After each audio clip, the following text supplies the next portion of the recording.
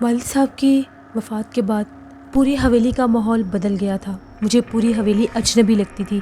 میں چاہ کر بھی اپنی بھابھیوں کے ساتھ اور بھائیوں کے ساتھ ٹھیک نہیں ہو پا رہا تھا۔ میری بہت عجیب کیفیت تھی۔ میں ہر وقت اپنے کمرے میں بند رہتا تھا، یہاں تک کہ 14-15 دن گزر گئے تھے۔ گھر میں بہت سے مہمان آیا جایا کرتے تھے۔ تبھی ان مہمانوں کی بھیڑ میں میرے سگے ماموں افتخار احمد صاحب بھی آ گئے، جو کہ میری والدہ کے اصلی بھائی تھے۔ والدہ کی وفات کے بعد ان کا ہمارے ہاں آنا بہت کم ہو گیا تھا، پاس کی آبادی میں ہی رہتے تھے۔ اپنی شاندار لینڈ کروزر پر آئے اور میرے پاس رکے اور مجھے دیکھ کر بہت خوش ہوئے۔ شاذل بیٹا، تمہیں تو خاندان سے ایسے نکال دیا ہے کہ جیسے تم اس خاندان سے ہو ہی نہیں، مجھے پہچانتے ہو نا؟ آپ کی ناراضگی بجا ہے ماموں جان، لیکن کیا کہہ سکتے ہیں، میں یہاں پر نہیں رہتا تھا، پڑھائی کے سلسلے میں لاہور چلا گیا تھا۔ مجھے انہوں نے ایسے ہی خاندان سے باہر نکال دیا۔ والد صاحب بھی وفات پا گئے، لیکن مجھے کسی نے بتانا ضروری نہیں سمجھا۔ خیر چھوڑو بیٹا، تمہارے بھائی ہیں ہی ایسے۔ تم ہماری طرف کبھی چکر لگاؤ نا، تمہاری ممانی اور بچیاں اکثر تمہارے بارے میں پوچھتی ہیں، سب تم سے ملنا چاہتے ہیں۔ جی ماموں جان، ضرور، میں حاضری دوں گا۔ جی ماموں جان، میں ضرور چکر لگاؤں گا۔ سنو بیٹا، میں تمہیں کچھ سمجھانا چاہتا ہوں۔ تمہارے بھائی تمہارے خلاف بہت بڑا محاذ بنا رہے ہیں۔ یہ سمجھ لو کہ جیسے تمہیں تمہارے والد صاحب کی وفات پر نہیں بلایا گیا، اسی طرح سے تمہیں اب جائیداد سے نکالنے کا بھی بندوبست کیا جا رہا ہے، تو سوچ سمجھ کر کوئی فیصلہ کرنا۔ تبھی ایک دم سے میرے تک پیغام پہنچا کہ آج خصوصی میٹنگ رکھی ہے میرے دونوں بھائیوں نے اور مجھے بھی شریک ہونا پڑے گا۔ شام کا ٹائم ہوا تو مجھے خاص طور پر بلوایا گیا تھا۔ جب میں کمرے میں پہنچا تو کمرے کا ماحول بہت عجیب تھا اور مجھے اس سے اندازہ ہو رہا تھا کہ یقیناً کوئی ضروری بات ہوگی۔ بہرحال میں بھی جا کر بیٹھ گیا۔ وہاں پر میری بھابھیاں بھی موجود تھیں اور میرے دونوں بھائی بھی موجود تھے۔ تبھی میرے چھوٹے بھائی اظہر الدین نے کہا، بڑی پریشان کن صورتحال ہے شاذل، تم اس دن کے بعد اب آ رہے ہو اور یہاں پر جو کچھ ہوا ہے ہم تمہیں بتانا چاہتے ہیں۔ ہو سکتا ہے سننے کے بعد تم ہماری نیتوں پر شک کرو، لیکن جو بات بھی ہے وہ سچ ہے۔ ہمارے پاس جتنی بھی جائیداد اور دولت تھی وہ سب ختم ہو چکی ہے۔ ہمارے والد صاحب نے کام ہی کچھ ایسے کیے تھے، لڑائی جھگڑوں میں اور اس طرح کے مقدموں میں بہت پیسہ لگا دیا، یہاں تک کہ سارے باغ بھی اب ہم لوگوں نے گروی رکھ دیے ہیں، بہت سی زمینیں بک چکی ہیں، ہمارے پاس اس حویلی کے سوا کچھ بھی نہیں بچا۔ تبھی میری بھابھی بولیں، زمیندار صاحب نے شان و شوکت تو ایسی بنا رکھی تھی جیسے آسمان بھی ان کے ہی ہیں، اور گئے ہیں تو قرضوں کے انبار چھوڑ کر۔ مجھ سے برداشت نہیں ہو رہا تھا۔ تبھی میرے بھائی بولے، آپ چپ کریں، آپ کا اس میں بولنے کا حق نہیں ہے، یہ بات مردوں کی ہے، خواتین کی نہیں۔ میں کیوں چپ رہوں؟ اس گھر میں جب میری شادی ہو کر آئی تھی تو مجھے یہ کہا گیا تھا کہ بہت بڑے گھر میں تمہاری شادی ہو کر جا رہی ہے، اور میں بھی کسی کم خاندان سے نہیں تھی، لیکن مجھے کیا پتا تھا کہ یہاں پر تو حالات کچھ اور ہی ہیں۔ آپ سب تو کنگلے ہو کر بیٹھ گئے ہیں اور آپ کے والد صاحب نے جو جھوٹی شان شوکت بنا رکھی تھی وہ بھی ختم ہو گئی ہے۔ مجھ سے یہ سب برداشت نہیں ہو رہا تھا۔ تبھی میں ایک دم سے اٹھا اور میں نے یہ کہا کہ میرے والد صاحب کے بارے میں اگر کسی نے دوبارہ غلط لفظ بھی استعمال کیا تو مجھ سے برا کوئی نہیں ہوگا۔ میں نے جب یہ بات کی مجھے بہت سا غصہ آ رہا تھا اور میں وہاں سے باہر نکل گیا۔ مجھے ان پر اس حد تک غصہ آ رہا تھا کہ میں برداشت نہیں کر سکتا تھا۔ یہ میرے بھائی نہیں، میرے دشمن تھے، ساری جائیداد ہڑپنا چاہتے تھے، اور اس میں ہم لوگوں کے بیگ صاحب بھی برابر کے شریک تھے، جو میرے بھائیوں کو یہ سب مشورے دے رہے تھے کہ وہ ایسے کاغذات بنائیں کہ مجھے اس جائیداد سے ایک پھوٹی کوڑی بھی نہ مل سکے۔ مجھے بہت سا غصہ آیا ہوا تھا۔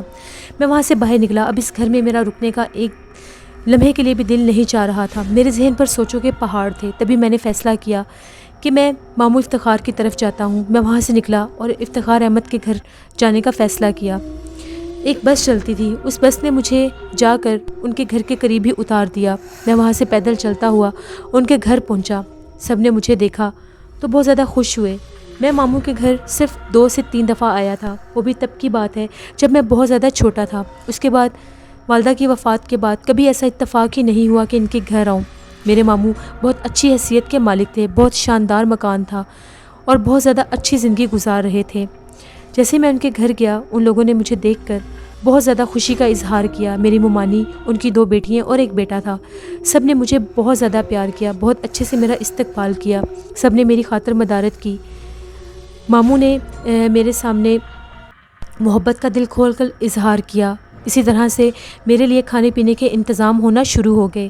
سب نے مجھے بہت زیادہ تکلف سے رکھا۔ اس کے بعد میرے ماموں کی بیٹیاں بھی مجھے دیکھ کر بہت خوش ہو رہی تھیں۔ دونوں ہی اچھی شکل و صورت کی تھیں، ایک کا نام سمن اور دوسری کا نام جہاں آرا تھا۔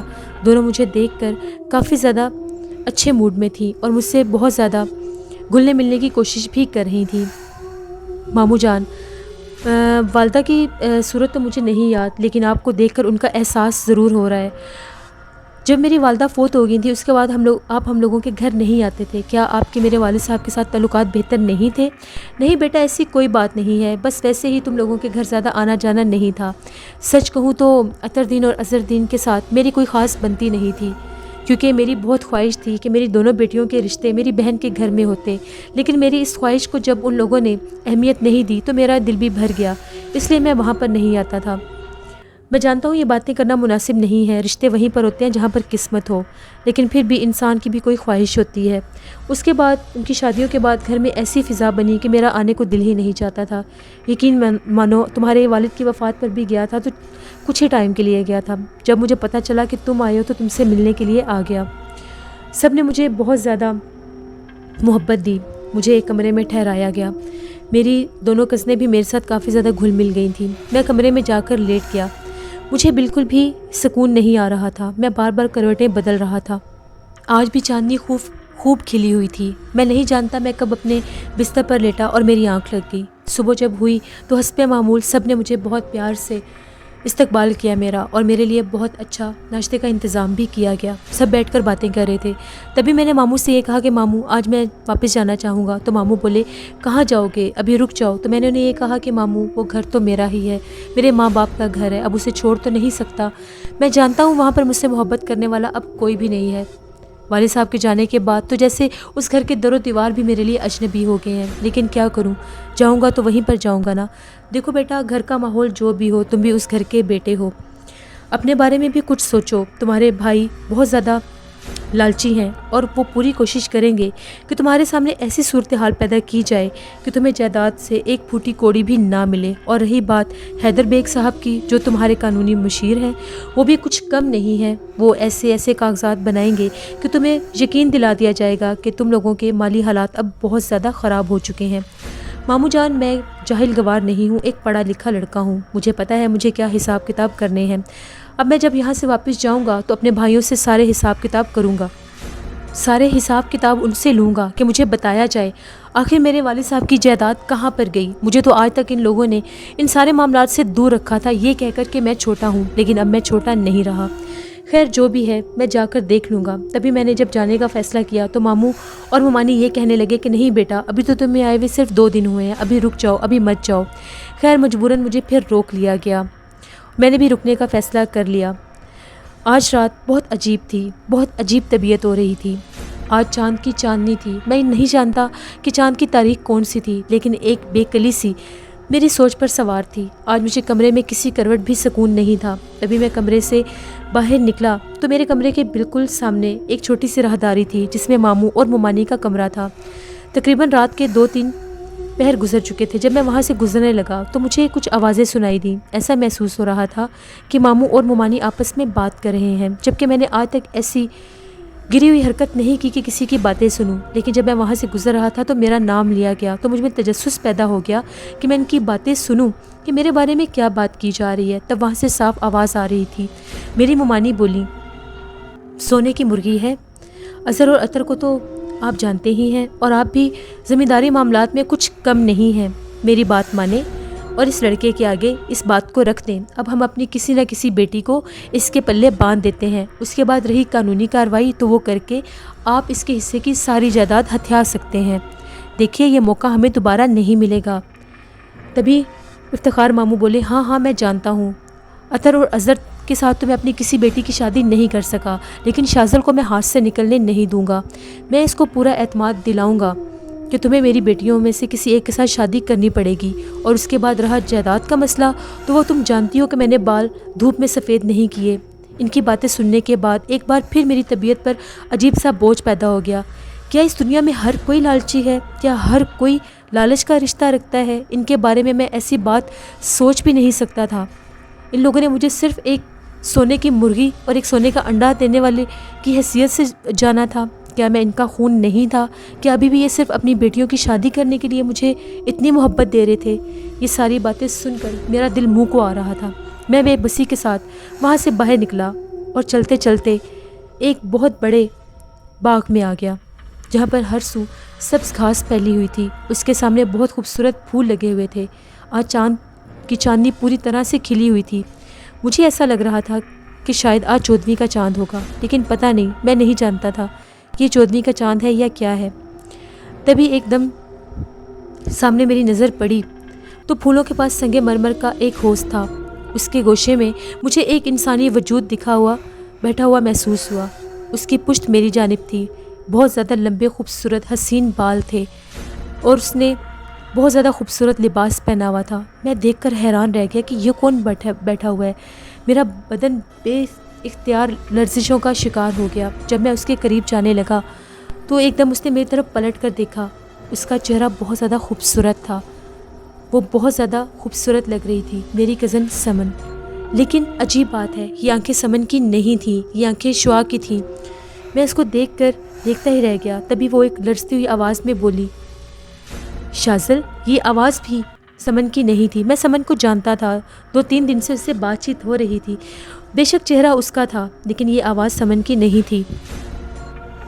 آنکھیں شعا کی تھیں۔ تبھی میرے منہ سے نکلا، شعا؟ تو سنگ مرمر پر بیٹھی اس وجود نے گردن گھما کر میری طرف دیکھا، اپنا رخ میری طرف کیا اور بولی، ہاں میں شعا ہوں، سمن نہیں۔ تم تو میرے ماموں کی بیٹی ہو نا؟ تو اس کے ہونٹوں پر ایک عجیب سی مسکراہٹ تھی اور آنکھیں شعا کی تھیں۔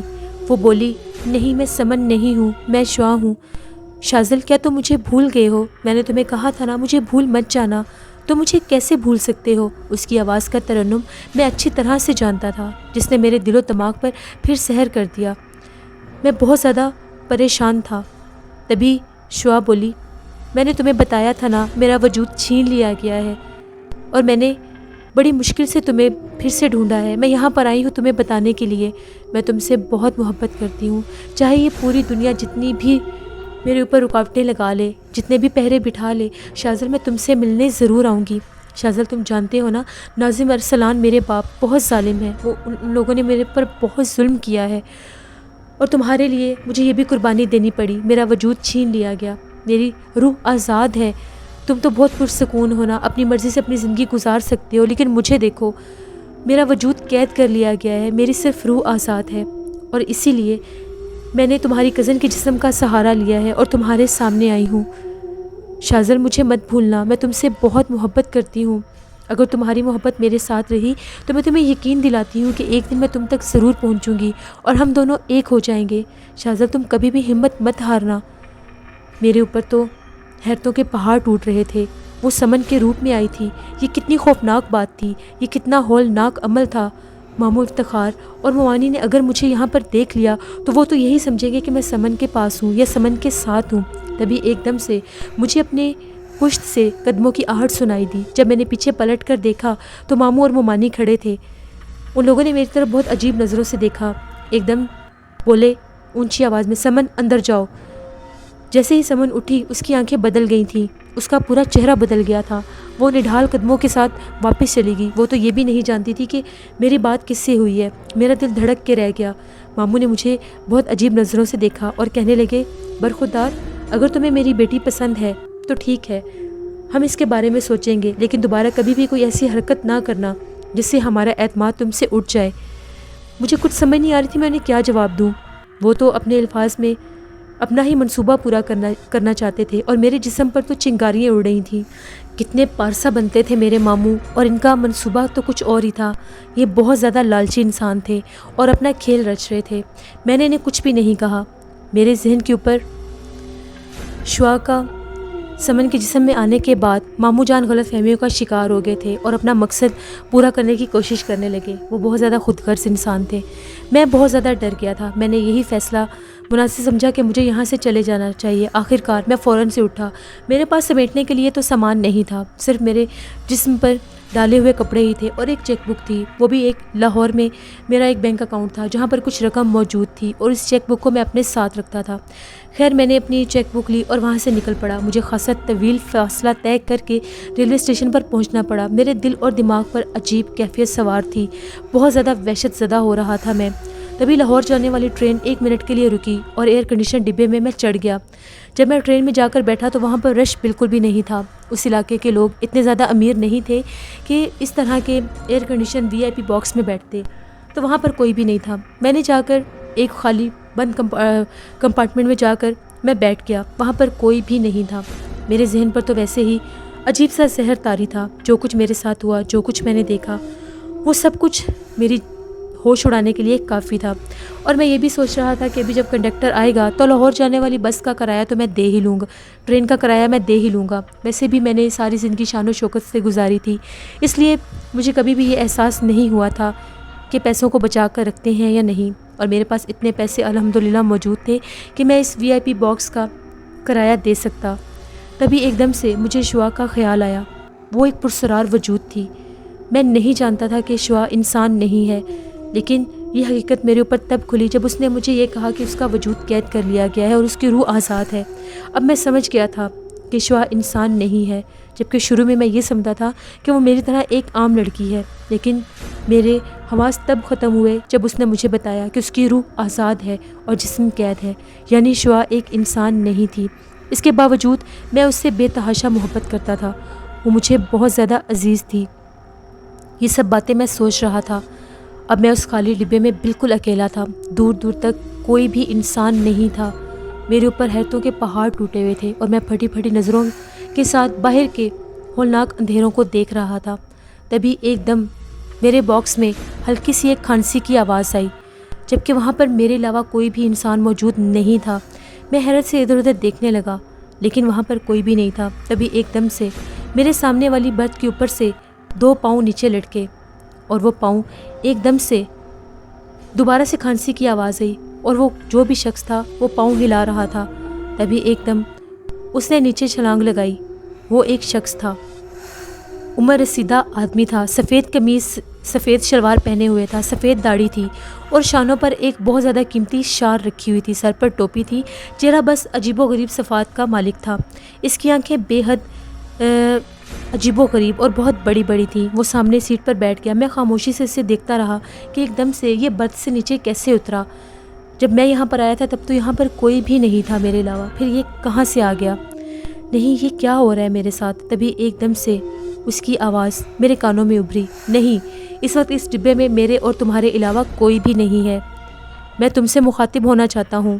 اس انوکھے شخص نے انوکھے انداز میں مجھے دیکھا۔ میرا نام غلام سبان ہے، لیکن کسی اور کا غلام ہوں، تمہارا نہیں، صرف اپنے آقا کا غلام ہوں، ناظم ارسلان کا غلام ہوں۔ ناظم ارسلان کا نام تمہارے لیے اجنبی نہیں ہوگا نوجوان لڑکے، تمہیں سمجھ آ رہی ہے میں تمہارے ساتھ مخاطب ہوں، اور تم سوچ بھی نہیں سکتے کہ ناظم ارسلان کے ایک حکم پر تمہاری آنکھوں کا نور چھین لیا جاتا، تمہارے بدن میں کیڑے ڈال دیے جاتے، تمہیں ضعیف کر دیا جاتا، تمہیں کوڑ میں مبتلا کر دیا جاتا، تمہاری انگلیاں کاٹ لی جاتی، تم سے لوگ گھن کھاتے، تمہاری طرف کبھی کوئی دیکھتا بھی نہ۔ اگر میرے آقا ناظم ارسلان چاہتے تو تمہارا یہ حال ہوتا، لیکن وہ ایک منصف شخص ہیں، وہ انصاف کو ہاتھ میں رکھتے ہیں۔ البتہ یہ بات ضرور ہے، اگر وہ چاہیں تو تمہارا حلیہ بگاڑ سکتے ہیں۔ میں پھٹی پھٹی نظروں سے اس کی طرف دیکھ رہا تھا۔ آپ کون ہیں؟ آپ کون ہیں؟ میں بتا چکا ہوں، جتنا بتا چکا ہوں اس کو غور سے سنو، یہی تمہارے لیے کافی ہوگا۔ ناظم ارسلان کا غلام ہوں، جن کا نام تمہارے سامنے پہلی بار نہیں آیا۔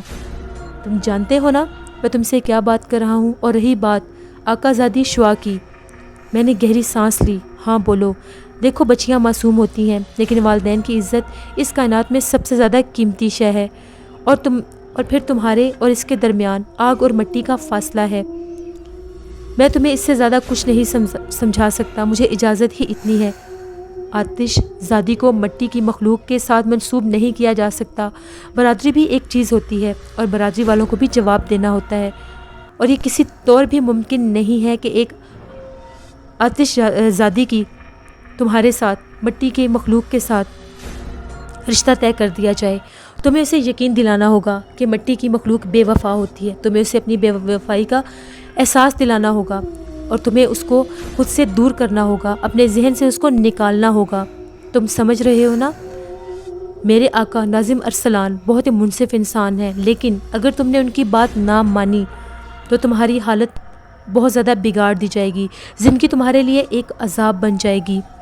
میری بات کو غور سے سنو شاذل، یہ باتیں تمہاری سمجھنے والی ہیں۔ میں اس کو حیرت سے دیکھ رہا تھا، اچانک وہ اپنی جگہ سے کھڑا ہوا۔ میں سمجھ ہی نہیں پایا کہ وہ کیا کرنا چاہتا ہے۔ شیشوں سے رات بھاگ رہی تھی، لیکن وہ دروازے کے قریب پہنچا۔ میری سمجھ میں نہیں آیا کہ وہ کہاں جا رہا ہے۔ بے اختیار میں بھی دروازہ کھول کر باہر کی سمت نکلا تو وہ ایک چھوٹی سی جگہ پر موجود تھا جہاں ٹرین سے باہر آنے اور جانے کا دو طرفہ راستہ ہوتا ہے۔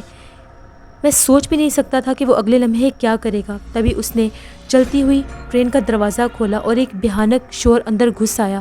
اس کے ساتھ ہی اس نے دروازے سے باہر چھلانگ لگا دی۔ وہ باہر کود گیا۔ میرے حلق سے ایک خوفناک چیخ نکلی اور میں نے جلدی سے دروازہ کھولا اور باہر جھانک کر دیکھا۔ باہر صرف اندھیرا تھا، باہر صرف اندھیرے کا سمندر تھا اور کچھ بھی نہیں تھا۔ تبھی میں نے سوچا مر گیا ہوگا، اس کی تو ہڈیاں بھی ٹوٹ چکی ہوں گی۔ پھر میرے دل نے ایک دم سوچا کہ میں زنجیر کھینچ کر ٹرین کو روکوں اور لوگوں کو بتاؤں کہ یہاں پر ابھی کیا ہوا ہے۔ چلتی ٹرین سے ایک شخص نے کیسے چھلانگ لگا دی، وہ کیسے باہر کود گیا۔ تبھی ایک دم عقل نے میرے دماغ پر دستک دی اور ایک دم مجھے احساس ہوا جو ٹرین سے باہر کودا ہے وہ کوئی انسان نہیں تھا۔ بے شک وہ انسان نہیں تھا۔ اب ایک عجیب سا احساس میرے اوپر گزرا۔ میں اس کے بارے میں سوچتا رہا۔ اس نے ساری باتیں جو مجھے سمجھائی تھی۔ میں تھکے تھکے قدموں کے ساتھ واپس آیا اور آ کر پھر اسی ڈبے میں آ کر بیٹھ گیا۔ اگر شعاع کے بارے میں مجھ سے ایسی کوئی فرمائش کی جائے جو میرے لیے ناقابل قبول ہو تو میں کیا کروں گا؟ بے شک میری آنکھیں چھین لی جائیں، بے شک میرے جسم میں کوڑ پیدا کر دیا جائے، بے شک میرے بدن میں کیڑے رینگیں، بے شک میرے اوپر زندگی تنگ کر دی جائے، بے شک میرے اوپر پریشانیوں اور مشکلوں کے پہاڑ توڑ دیے جائیں، میں تب بھی شعاع کو نہیں بھولوں گا۔ شعاع میری ہے اور میں اس کا ہوں۔ اگر وہ ایک لڑکی ہو کر قربانی دے سکتی ہے تو میں کیوں نہیں دے سکتا؟ میں شعاع سے کبھی بھی نفرت نہیں کروں گا، نہ ہی اس کے دل میں اپنے لیے نفرت آنے دوں گا۔ غلام سبحان یا ناظم ارسلان کے امتحان مجھے منظور ہیں۔ میں بے لوث امتحان کے لیے تیار ہوں۔ جانتا ہوں کہ یہ امتحان کتنے سخت ہوں گے، آنے والا وقت میرے لیے کتنا کڑا ہوگا، لیکن جو بھی ہو میں شعاع کو نہیں بھول سکتا اور نہ ہی شعاع کو اپنی زندگی سے دور جانے دوں گا۔ شعاع میری ہے اور میں شعاع کا ہوں۔ تبھی ایک دم ٹرین جو تھی لاہور جا کر اسٹیشن پر رکی اور میں نیچے اترا۔ ہاسٹل کے معاملات میں طے کر چکا تھا، اب میری وہاں پر کوئی حیثیت نہیں تھی۔ میں تو گھر گیا ہی اس لیے تھا کہ والد صاحب سے ملوں گا اور ان سے پوچھوں گا کہ آئندہ زندگی میں مجھے کیا کرنا ہے، لیکن جب وہی نہیں رہے تو میرے پاس بھی کچھ نہیں تھا۔ میں خالی ہاتھ تھا۔ میرے بہت سے دوست تھے، بہت سے لوگوں کے ساتھ میری یہاں پر ثنا شائی تھی، لیکن سب سے اچھا دوست میرا صرف ساجد تھا، جس کے بارے میں بلا جھجک یہ مثال دے دی جا سکتی ہے کہ وہ دوست تھا جو اپنے دوست کے لیے جان بھی قربان کر سکتا تھا۔ گڑھی شاہو کے ایک چھوٹے سے محلے میں رہتا تھا۔ تبھی میں وہاں پر گیا، بے دھڑک ہو کر گیا۔ جیسے ہی ساجد کو ملا، ساجد نے مجھے مل کر میرے ساتھ بہت زیادہ محبت کا اظہار کیا۔ اس نے میرے لیے ایک چھوٹے سے گھر اور ایک چھوٹے سے کمرے کا انتظام کر لیا۔ وہ کمرہ جو تھا بہت زیادہ پرسکون تھا۔ ایک چھوٹا سا کمرہ تھا جس میں ایک بستر تھا اور 2 کرسیاں تھیں، ایک رائٹنگ ٹیبل تھا، ایک کھڑکی تھی اور دیوار پر لگی ہوئی کچھ تصویریں تھیں۔ یہ اس کمرے کی کل کائنات تھی۔ ساجد نے بہت زیادہ دل نوازی سے مجھے کہا، شاذل ہم غریب لوگ ہیں، لیکن ہماری غربت کو جو عزت تم نے بخشی ہے اس کا میں تمہارے لیے بہت شکر گزار ہوں۔